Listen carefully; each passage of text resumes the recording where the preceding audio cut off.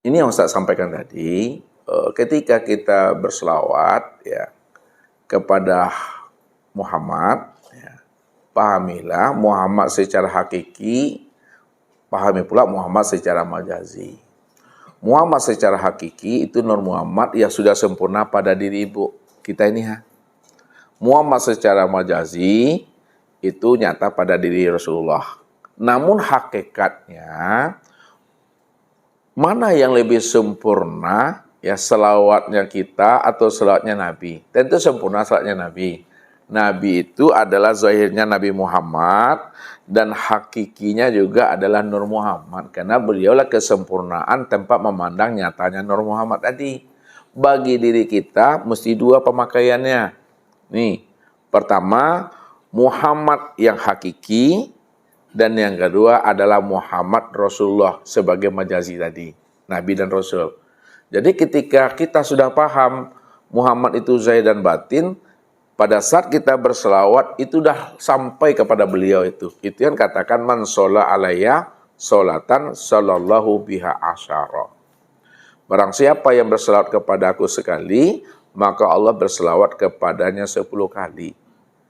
Itu maksudnya siapa yang bersyukur ya, berterima kasih ya kepada Nabi ya, maka Allah juga akan bersyukur dan berterima kasih kepadanya 10 kali sebagaimana Allah bersyukur dan berterima kasih kepada nabinya.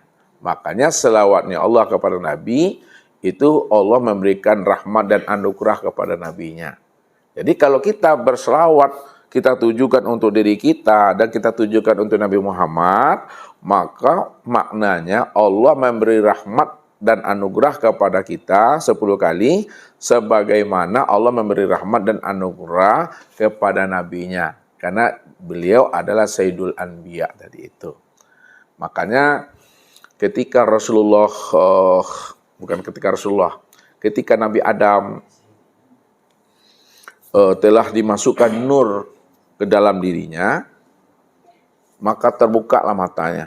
Ketika terbuka matanya, maka terlihatlah di tiang aras kulimah la ilaha illallah Muhammad Rasulullah. Disitulah Nabi Adam itu kaget. Ya, rupanya telah ada seseorang sebelum aku yang lebih awal, yang lebih dahulu diciptakan sebelum aku. Siapa dia? Itulah Muhammad. Berarti Muhammad ini bukan orang sembarangan. Kenapa? Namanya disandingkan dengan Allah. Disitulah Nabi Adam mengatakan ya bahwa telah ada seorang nabi yang bernama Muhammad yang lebih dahulu diciptakan daripada aku. Itu maksudnya adalah Nur Muhammad yang tertera, yang tertulis di tiang aras. Itu secara makna syariat. Makna hakikatnya, ketika Adam itu telah dimasuki Nur Muhammad yang nyata pada dirinya berupa ruh, ketika dia memandang pada tubuhnya ini aras pada batang tubuhnya, disitulah dia melihat Muhammadullah ilaha illallah Muhammad Rasulullah pada diri sendiri. Jadi yang Muhammad yang dilihat Adam itu Nur Muhammad yang sudah nyata pada dirinya ini. Itu yang maksudnya berselawat secara makna hakiki yang daimun, yang tidak ada bentuk lapas, suara dan kata-kata. Jadi selawat Nabi yang sifatnya daimun, selawat Nabi yang sifatnya berkekalan, selawat Nabi yang bukan berbentuk lapas, suara dan kata-kata, itu maksudnya adalah diri sendiri. Inilah dia maksudnya. Makanya ketika dah paham kita berselawat itu kepada diri, sekaligus sempurna dia kepada Nabi Muhammad. Jadi zahir dan batin itu dah. Ya. Nabi Muhammad juga begitu juga berselawatnya. Makanya tidak pernah beliau mengatakan di waktu bersaksi asyhadu alla ilaha illallah wa asyhadu anna Muhammad Rasulullah. Tidak pernah beliau begitu. Tetap selawatnya, syahadatnya sama. Asyhadu alla ilaha illallah wa asyhadu anna Muhammad Rasulullah. Karena beliau tahu zahirnya dia adalah Nabi Muhammad, Sedangkan hakikat dirinya, batinnya itu tiada lain adalah Allah. Allah itulah hakikat batinnya yang diberi nama dengan Muhammad. Itulah sebagai wujud daripada diri yang batin itu. Sempurna itu, Bu. Jadi zahir batin ya, Bu, ya. Pada diri kita yang hakikinya dan kepada Nabi Muhammad sebagai uswah hasanahnya. Zahir batin itu. Yang satu Pak. Ayah. Pastinya Bapak Ibu juga Iya. ingin mendengarkan. Saya ingin menanyakan, apakah masih perlu sholawat yang isinya itu permohonan? Selawat yang si permohonan. Permohonan. Apa rezeki, maksudnya? Permohonan ini itu. Sholawat apapun yang sifatnya permohonan, apakah setelah Iya. kita belajar ilmu ma'rifat ini Iya. perlu begitu? Terima kasih. Disinilah Nabi mengatakan, kata Rasulullah itu, man arada aya'lamu malahu indallah falyanzur malillahi indahu. Barang siapa yang ingin tahu makom dan derajatnya di sisi Allah, falyanzur malillahi indahu. Maka senterlah ke dalam hatimu. Bagaimana kamu menempatkan Allah di dalam dirimu, maka disitulah makomnya kamu di sisi Allah. Nah, maksudnya begini. Kan Nabi mengatakan, kalau Bapak Ibu ingin tahu makomnya Bapak Ibu di sisi Tuhan, maka Bapak Ibu melihatnya ke dalam dirinya, ke dalam hati. Bagaimana Bapak Ibu menempatkan Allah di dalam hati, maka disitulah makom Bapak Ibu itu di sisi Allah. Contoh, sebelum masuk ke apa tadi. Ketika kita beribadah, ya, ibadah kita itu ingin melakukan tuntutan, negosiasi, dan taruh-menawar dengan Allah, ya, maka pada saat itu makomnya Bapak Ibu di hadapan Allah, di sisi Allah, makomnya duduknya di syariat. Ya, jadi makom kita duduknya di syariat ketika di dalam hati kita akan melakukan tawar-menawar, negosiasi, hitung-hitungan dengan Allah. Itu makomnya di syariat sudah. Nah, ketika kita beribadah kepada Allah, ya, yang mana hati ini muncul namanya mahabbah, rindu dan bermanja-manja dengan Allah untuk mendapatkan keridhoannya, maka makom kita di sisi Allah termasuk orang yang ahli thariqat namanya. Nah, ketika kita beribadah untuk menyatakan dan mengesahkan Allah, tidak ada lagi yang melihat, yang memandang dan mendengar, hanya Allah, yang bergerak dan diam hanya Allah, maka makom kita di sisi Allah termasuk orang ahli hakikat. Ketika tidak lagi terpandang sesuatu apapun lagi pada alam dan pada diri, hanya Dia semata-mata, hanya Dia satu-satunya, hanya Dia yang tunggal dan yang ahad, maka makom kita di sisi Allah itulah makom yang sudah sampai di ma'rifat. Maka disitulah cara melihat dan menilainya. Ketika seseorang itu berzikir, zikirnya untuk minta rezeki, ya Allah, kalau rezekiku ini masih di langit, ya Allah, tergantung-gantung turunkan, ya Allah. Ya Allah, kalau rezekiku masih di bumi, ya Allah, munculkan, ya Allah. Kalau rezekiku jauh, ya Allah, dekatkan, ya Allah. Kalau rezekiku masih ada dalam dasar laut, ya Allah, munculkan, ya Allah. Itu namanya hitung-hitungan, negosiasi, dan tawar-menawar dengan Allah. Ketika diberi Allah keinginan kita, nampak senyumnya senyum bersodet, Allah sayang, Allah merahmati kita. Ketika tidak diberi Allah, bakarui kan yang kau berkecekan, Allah tu SPK sampili kariang. Akhirnya malas berzikir, malas berdoa, beribadah pun tak mau lagi. Kenapa? Allah ini mungkir janji. Itu duduknya di syariat tuh, Bu. Tapi kita tak boleh salahkan mereka. Syukurlah mereka masih meminta juga kepada Allah. Masih disandarkannya juga ibadahnya kepada Allah. Namun dalam beribadah kan tidak boleh jalan di tempat. Makanya ada amalan syariat, ada amalan ahli thariqat, ada amalan ahli hakikat, dan ada amalan ahli ma'rifat. Kalau amalan ahli ma'rifat, zikirnya nggak ada zikir meminta. Hanya Tuhan saja itu. La ilaha illallah, la ilaha illallah, la ilaha illallah, la ilaha illallah. Itu aja. Tidak ada minta-minta dia. Ya Allah, kalau jauh dekatkan dengan ya Allah.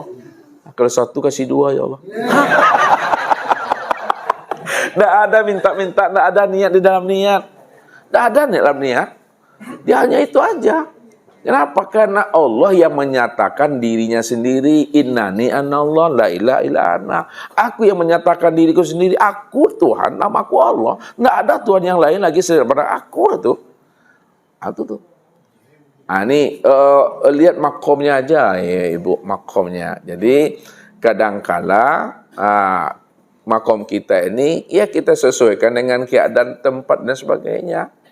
Ya, walaupun berdoa zahirnya meminta, namun hakikatnya tidak meminta. Dia penyerahan dirinya kepada Allah.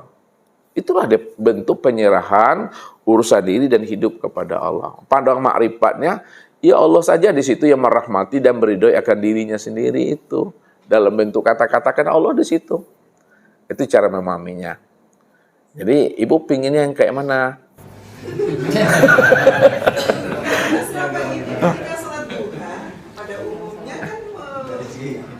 Rizky. Seperti yang tadi Ustaz sampaikan Iya. Ketika kita sudah kenal dengan ilmu ini, marilah saya tanyakan apakah itu menjadikan perlu Iya.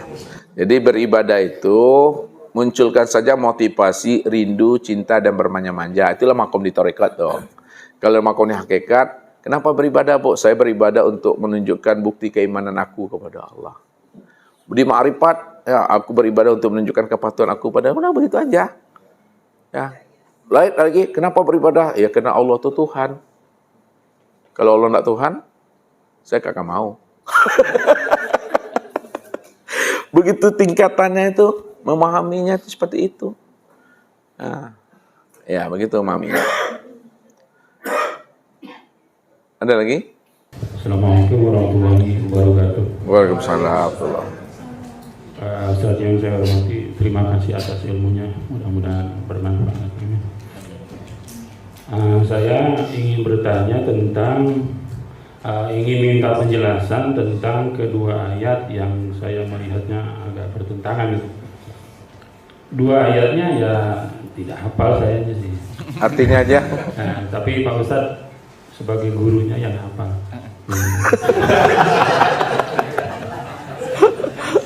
Sikap kita bergembira ketika melihat membaca ayat yauma yud'a kullu unasin bi imamihim. Pada suatu saat nanti kita akan dipanggil berdasarkan gurunya, imamnya. Tapi ketika membaca lagi ayat yang satunya, nah ini yang saya kurang hafal banget. Laqad ji'tum furoda. Gitu. Ini kita harus bertanggung jawab masing-masing sendiri-sendiri, ya berkeringat, bercucuran keringat gitu. Nah maka mohon penjelasan dari Pak Ustadz. Kelihatannya pertentangan kedua ayat ini mudah-mudahan tidak parah untuk kita. Terima kasih. Assalamualaikum warahmatullahi wabarakatuh. Ya. Waalaikumsalam. Jadi di dalam firman Allah itu kalau tidak salah benar tuh Pak. Memandangnya itu mesti zahir dan batin, ya. Karena Allah mengatakan secara makna zahir, yauma nad'u kulla yaumin bi imamihim. Bahwa pada hari akhirat nanti setiap manusia itu akan dipanggil sesuai dengan imamnya, mursyidnya masing-masing. Ya, itu Allah katakan tuh yauma nad'u kulla unasin bi imamihim. Tiap-tiap manusia itu di akhirat nanti akan dihimpun, akan dipanggil sesuai dengan imamnya masing-masing. Makanya disitulah kita wajib berguru di dunia ini, cari imam kita. Sebab kalau kita tidak berguru, tidak mencari imam, dengan siapa kita akan masuk kelompok ini nanti? Kita singkir kita.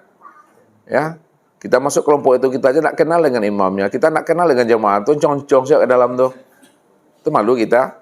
Jadi carilah mursyid, karena mursyid itu yang akan menghantarkan kita nanti, ya, sehingga kita betul-betul satu perahu. Kalau kita satu majelis, satu halaqah di dunia ini, ya, maka nanti kita meninggal kita juga satu jemaah juga. Itu secara syariat wajib kita berimam. Makna secara hakikat, Allah katakan walaqad ji'tumuna furoda kama khalaqnakum awwala marrah. Kamu pasti akan kembali kepada aku masing-masing. Tapi siapa yang kembali kepada aku masing-masing? kembalikanlah dirimu sebagaimana awal mula pertama kali aku menciptakan akan dirimu. Jadi walaupun kita berjamaah, namun kembalinya kita tuh masing-masing, ya sendiri-sendiri, karena kita sudah mendapatkan nomor antrian kita. Namun pada saat kita kembali kepada Allah masing-masing, kembalikanlah dirimu sebagaimana awal mula kejadian dirimu. Pahamilah bahwa diri kita ini adalah Nur Muhammad. Nur Muhammad itulah imamnya kita. Untuk bisa selamat kita, dunia akhirat, itulah imamnya. Namun kesempurnaan Nur Muhammad yang ada pada diri kita itu sempurnanya pada guru. Karena guru itu yang membimbing kita untuk bisa mengenal akan namanya Nur Muhammad tuh. Kesempurnaan dirinya guru kita ulama tadi, sempurnalah kepada Nabi.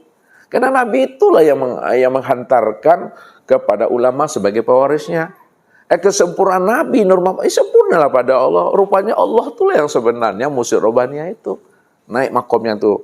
Jadi berlapis dia. Jadi secara hakikat imam kita ketika kita kembali kepada Allah masing-masing itu maksudnya itu adalah Nur Muhammad. Nur Muhammad itulah imam kita. Karena Nur Muhammad wasilah untuk bisa sampai kepada Allah. Kalaulah Nur Muhammad itu wasilah untuk bisa usul kepada Allah, Nur Muhammad itulah imam bagi diri kita sendiri yang disebut namanya Mursyid Robbaniyah karena kita sudah mengenal. Pada diri kita ketika dah kenal, dah sempurna dua pada diri kita tuh. Kitalah yang disebut namanya Mursyid Ruhaniyah. Pada diri kita ini Mursyid Ruhaniyah karena disebut ulama. Dan pada diri kita juga lah disebut namanya Mursyid Robbaniyah. Dah sempurna zahir batin itu. Zahirnya dia sebut ulama pewaris Nabi. Batinnya dia juga disebut namanya Mursyid Robbaniyah. Itu yang Nur Muhammad sempurna pada diri. Inilah imam tuh. Makanya disebut Imam Mahdi. Jadi, itu sempurna itu, ya. Mana ada orang berani membuat di KTP-nya Imam Mahdi kecuali beliau. Maksudnya begini, lihat nih pemahamannya. Suami itu Mahdi, istri Mahdi, anak Mahdi. Suami Mahdi maksudnya suami itu orang mendapat petunjuk. Istri Mahdi dia mendapat petunjuk. Anak Mahdi dia juga mendapat petunjuk. Dari Mahdi tadi, suami, istri, dan anak, maka yang menjadi imamnya adalah suami. Maka disebutlah suami itu Imam Mahdi bagi anak dan istrinya. Nah, kalau ayah, ibu, anak, menantu, cucu, semuanya Mahdi. Dari sekian banyak Mahdi dalam rumah tadi, maka ayah itulah sebagai Imam Mahdi terhadap istri, anak, cucu, dan menantunya. Oh, dia sendiri aja baru, maka dialah Imam Mahdi bagi dirinya sendiri. Itulah maksudnya, Pak.